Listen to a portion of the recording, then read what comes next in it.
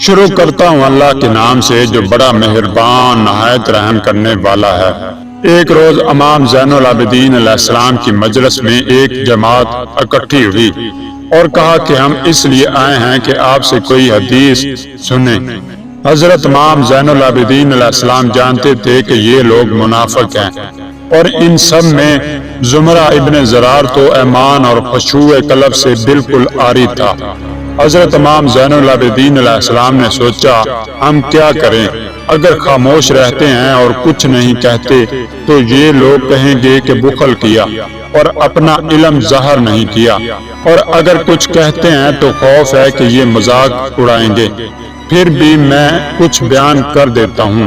امام زین العابدین علیہ السلام نے ایک حدیث بیان فرمائی کہ میرے جد حضرت خاتم الانبیاء صلی اللہ علیہ وآلہ وسلم نے فرمایا کہ جو شخص مرتا ہے اس کی روح اس کی میت پر بہتی ہے، یعنی غسل خانے میں اس کے جسم پر اور تابوت میں اس کے تابوت پر، اور اپنے اہل و عیال سے رخ کر کے کہتی ہے کہ اے میرے گھر والو، تم میری طرح دنیا کا فریب نہ کھانا۔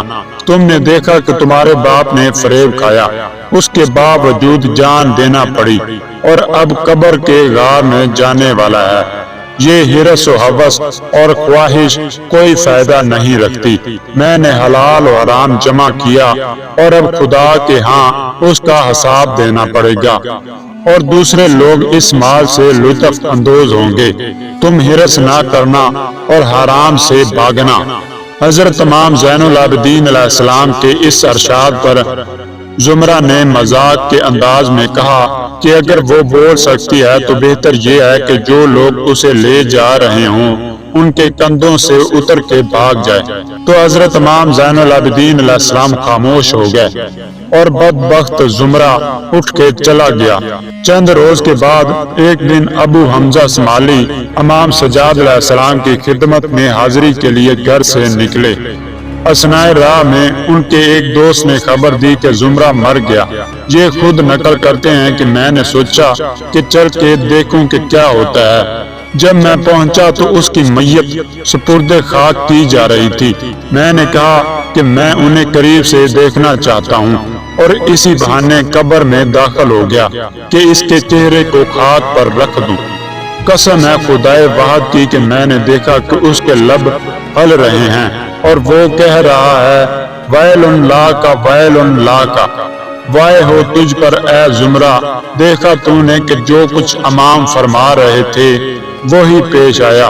یہ دیکھ کے میں لرز اٹھا، پھر ٹھہر نہ سکا۔ اس کی قبر سے نکل کر امام کی خدمت میں پہنچا، پھر عرض کیا آقا، اس روز جو شخص مذاق کر رہا تھا وہ مر گیا، اور میں نے خود اسے اپنے کانوں سے کہتے ہوئے سنا ہے کہ اے بدبخت، وائے ہو تجھ پر۔